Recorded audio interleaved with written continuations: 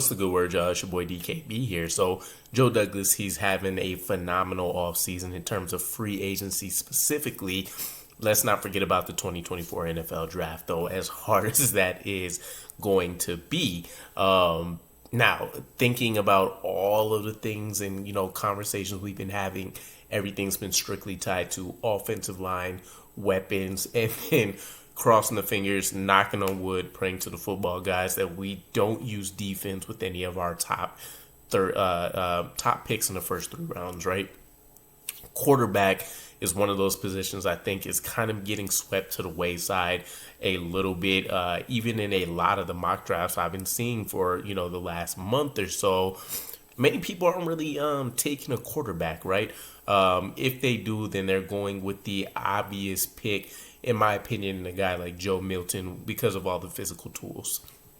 There are some concerns I have, 2 of them primarily being Aaron Rodgers. We don't have a commitment, right? I talked about this before. I'm kind of connecting with, Packers fans on what they may have been dealing with for the last, 2 to 4 years, in that Aaron Rodgers hasn't given us a defined playing time, right? Even Robert Saleh mentions as much towards the offseason that the ideal path for him is that we win a Super Bowl, Aaron Rodgers rides off into the sunset.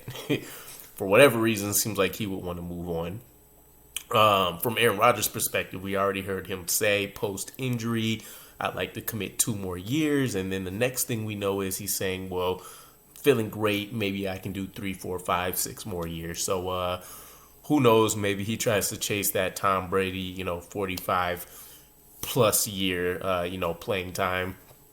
Nonetheless, excuse me, we do have a new quarterback that's entering the fray. Oh, and by the way, secondary concern, not just Aaron Rodgers, but as I talked about the coaching staff, we don't have a specific quarterback coach in and of itself in terms of having a position coach, right?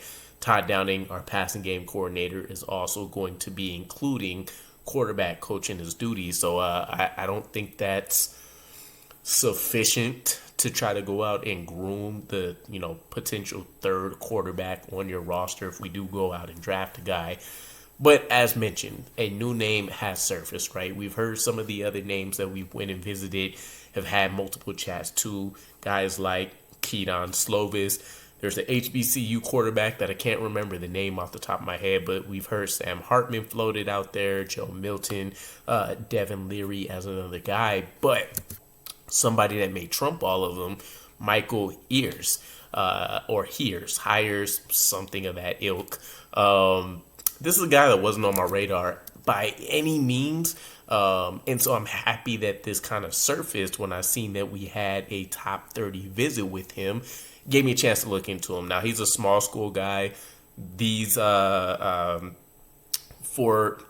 us informal draft scouting guys and stuff like that, tend to look into this, it's hard to really get a lot of film on a lot of these guys, get a lot of input, especially if the league isn't high on these guys by any means. But Michael here seems like he's kind of an underrated name that may go higher than a lot of guys expect him to go in the 2024 NFL draft class. Background. We've attended his pro day, which was March 21st, I believe. Went pretty solid, right? It wasn't anything that blew the doors off, but you can tell that he looks like he won't be an outcast when he comes into the league. Football, baseball, basketball background. Interestingly enough, a lot of the guys, even in day 3, they've been stars at various points in their career. Michael's kind of had a different path, right? He had an injury his junior year, didn't become a starter until his senior year of high school. Then he gets into college, had a little bit of a different pathway, right? The guy has wanted to go to Samford College, for the longest, right? Hometown kid, family has connections, bunch of friends, etc., etc.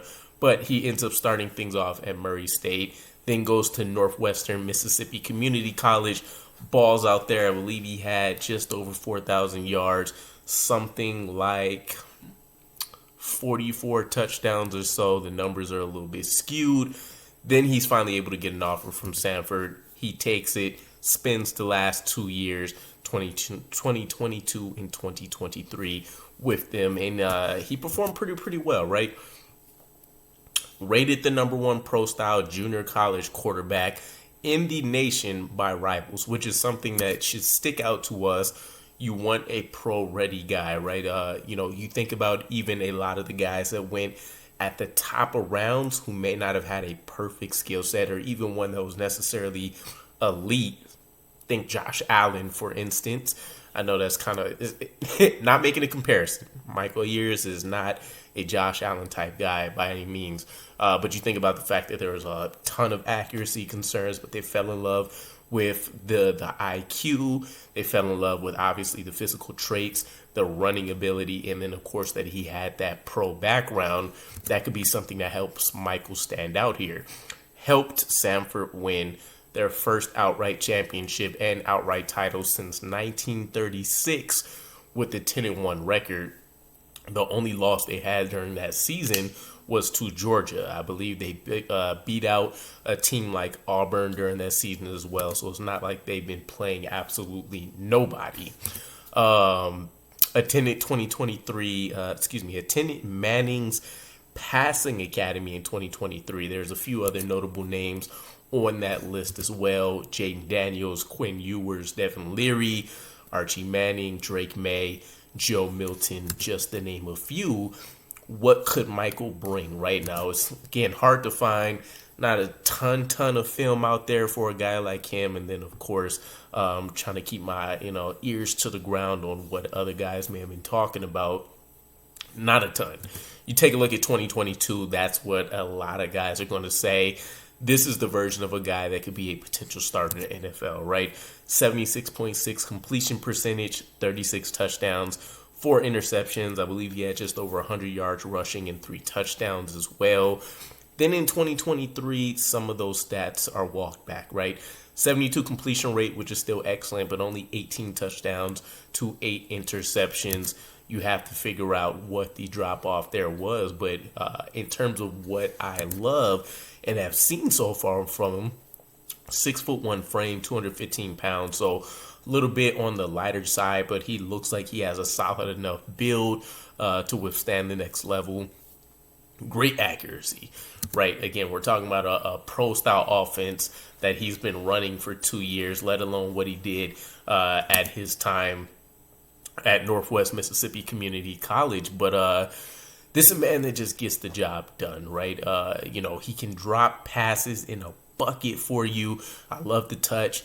Toughness, battling injury. He overcame one to play in the playoffs in 2022 when they had that 10-1 record. He's capable of making any throws, strong enough NFL arm. And then one thing that he's called out, and one thing that, based on what I've seen about his career arc so far, the competitiveness. It's an underrated, intangible aspect for any player, but definitely for a quarterback. This is a guy that's not just going to bow down in the pecking order. I think he could come in right away and push a Tyrod Taylor, for example. Not saying he'll win a backup competition or anything, but this isn't a guy that's going to be comfortable just saying there's a gap in our skill set and not doing anything to accomplish that. So greatly appreciated on my end. Let me know what you guys would think about us taking a flyer on a guy like Michael Hiers for a day 3 selection. The range is going to be pretty whatever, right? It's going to be day 3 for sure. This isn't going to be a guy that surprisingly gets picked in the 3rd round. If so, I would be, I think the world would be shocked. But I think anywhere between late round 5 to priority free agent, if he goes undrafted, is essentially his range. I would only feel comfortable drafting a guy like Joe Milton, for example, with one of our 7th round picks. So I'm not going to go any higher than that by saying I'd take Michael Hiers any higher, but that's what I'm looking at. If he's there day 7, take a flyer on him, even if he's Mr. Irrelevant, great. And then we see how that rides out. And if nothing else, we love our names. Michael Hiers, I'm sure there'll be a ton of Michael Myers-like jokes that comes out for it. But let me know what you guys think about him, and I'll catch you guys again. Peace.